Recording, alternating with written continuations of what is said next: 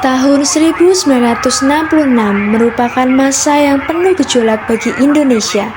Setelah terjadinya peristiwa gerakan 30 September 1965, kondisi politik dan keamanan negara menjadi tidak stabil.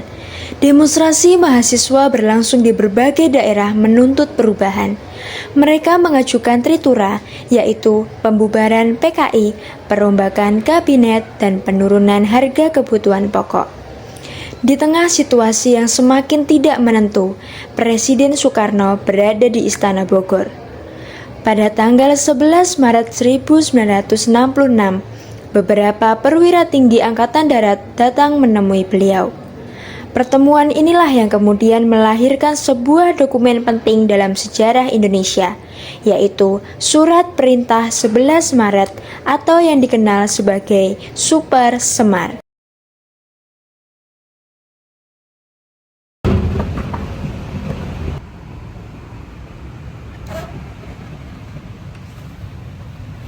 Selamat malam para jenderal. Ada keperluan apa? Selamat malam Kolonel Soekarjo. Kami ingin bertemu dengan Bung Karno. Ada keperluan penting yang harus kami bicarakan. Apakah ini sangat mendesak? Sangat mendesak. Kami datang berkaitan dengan situasi keamanan negara yang semakin memprihatinkan. Baik, mohon tunggu sebentar. Saya akan melaporkan kedatangan kalian kepada Bapak.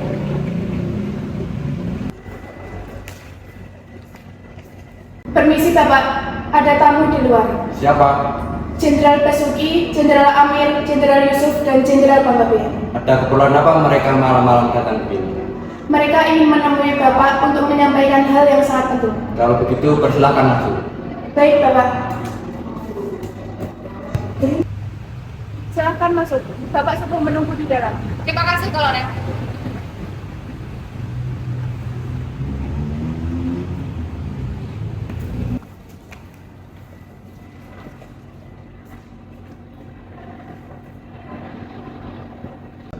Selamat malam Bung Karno. Selamat malam. Apa yang membawa saudara-saudara datang ke Istana Bogor? Ini Bu, kami mohon untuk segera ditandatangani. Situasi negara sedang genting. Mohon Bu Karno segera mengambil keputusan. Turunkan senjata kalian. Jangan. Sebenarnya apa isi surat ini?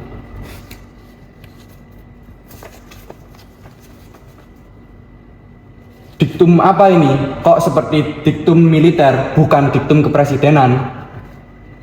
Untuk mengubahnya sudah terlambat, Bu. Yang terpenting, mandat itu diberikan untuk memulihkan keamanan negara. Menurut salah satu kesaksian yang berkembang dalam kontroversi Super Semar, penandatanganan surat tersebut berlangsung dalam suasana penuh tekanan. Keesokan harinya, sekitar pukul 9 pagi, sidang kabinet kembali digelar. Situasi politik dan keamanan negara masih menjadi pembahasan utama. Saudara-saudara, saat ini kondisi negara memerlukan perhatian kita bersama. Saya ingin mengetahui laporan tentang kondisi keamanan negara. Bung Karno, kondisi keamanan di beberapa daerah masih belum stabil. Demonstrasi mahasiswa masih berlangsung di berbagai tempat. Pemerintah perlu mengambil kebijakan agar keamanan kembali terkendali. Permisi, Bung Karno. Ada apa, Sabur? Ada laporan penting. Tas itu berisi laporan bahwa terdapat pasukan tak dikenal di sekitar Istana Merdeka. Apa terjadi sesuatu? Pasukan itu belum diketahui identitasnya secara pasti, Bu. Pasukan tak dikenal? Saya menyarankan Bung Karno segera meninggalkan tempat ini demi keamanan. Bung Karno, saya Walaupun Amir Mahmud berusaha meyakinkan bahwa situasi masih aman, laporan mengenai pasukan tak dikenal membuat suasana sidang semakin mencekam. Baiklah, sidang kita hentikan sampai di sini. Keamanan harus menjadi prioritas utama. Baik Bung. Kendaraan sudah siap, Bung. Saya akan menuju Istana Bogor.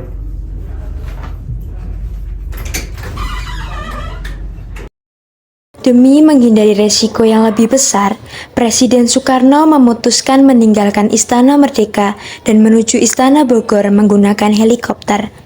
Di tengah berbagai pembahasan mengenai kondisi negara, pelaksanaan Super Semar mulai menjadi perhatian penting dalam pemerintahan.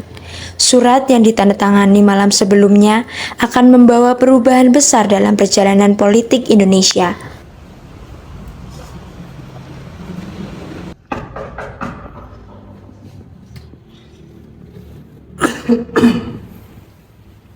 Tunggu sebentar.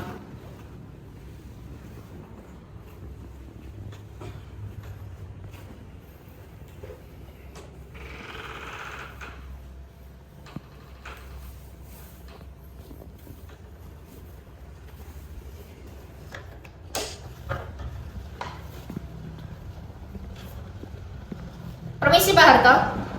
Silakan masuk. Silakan duduk. Maaf jika penyambutannya kurang baik.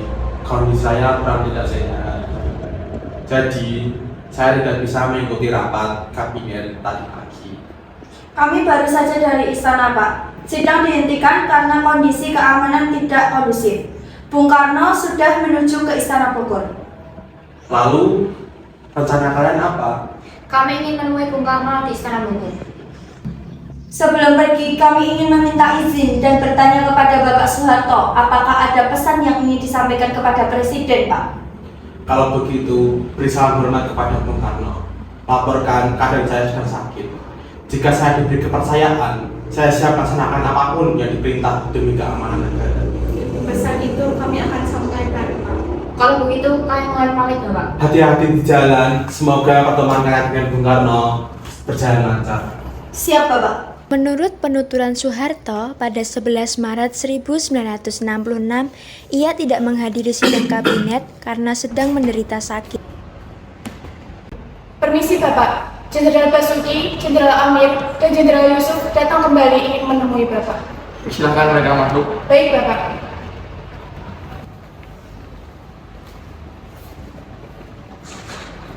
Kalian datang lagi, ada urusan apa? Maaf menunggu kembali Bung. Kami datang sebagai utusan dari Jenderal Soeharto. Silahkan duduk. Apa yang ingin Anda bicarakan? Bung, situasi keamanan masih memerlukan langkah yang cepat dan jelas. Karena itu diperlukan surat perintah yang menjadi dasar tindakan untuk memulihkan keamanan dan ketertiban. Bukankah persoalan ini sudah kita bahas sebelumnya? Benar Bung, namun surat yang dimaksud harus berupa keputusan atau perintah yang memiliki dasar konstitusional. Jadi kalian meminta surat perintah dari Presiden? Ya, Bu. Dengan begitu, tindakan yang dilakukan tetap berada dalam koridor konstitusi dan atas nama Presiden. Saya tidak ingin kewenangan ini dipersalahgunakan. Kami memahami kekhawatiran Bung, tetapi tujuan kami hanya untuk memulihkan keamanan negara. Keselamatan bangsa dan stabilitas pemerintahan adalah yang utama. Pembicaraan berlangsung cukup lama. Berbagai pertimbangan telah disampaikan. Namun, Soekarno mempertimbangkan dengan hati-hati setiap konsekuensi dan keputusan yang akan diambilnya. Jika memang ini untuk keamanan negara dan dilakukan atas nama Presiden, saya akan mempertimbangkannya. Silakan Bapak. Saya berharap kewenangan ini dilakukan dengan penuh tanggung jawab dan tidak keluar dari tujuan semula. Kami mengerti, Bung. Kepercayaan ini akan kami jaga, Bung. Demi kepentingan bangsa dan negara. Setelah melalui pembahasan yang panjang, akhirnya tercapai kesepakatan yang kemudian ditandatangani oleh Presiden Soekarno. Dokumen tersebut dikenal sebagai Surat Perintah 11 Maret atau Super Semar. Setelah lahirnya Super Semar, Soeharto mengeluarkan beberapa kebijakan.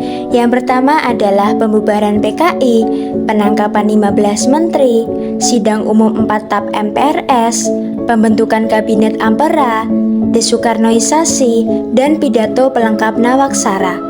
Setelah adanya kebijakan-kebijakan tersebut, tepatnya pada tanggal 12 Maret 1967, Soeharto resmi diambil sumpahnya dan dilantik sebagai pejabat Presiden Republik Indonesia berdasarkan ketetapan MPRS nomor 33/MPRS/1967.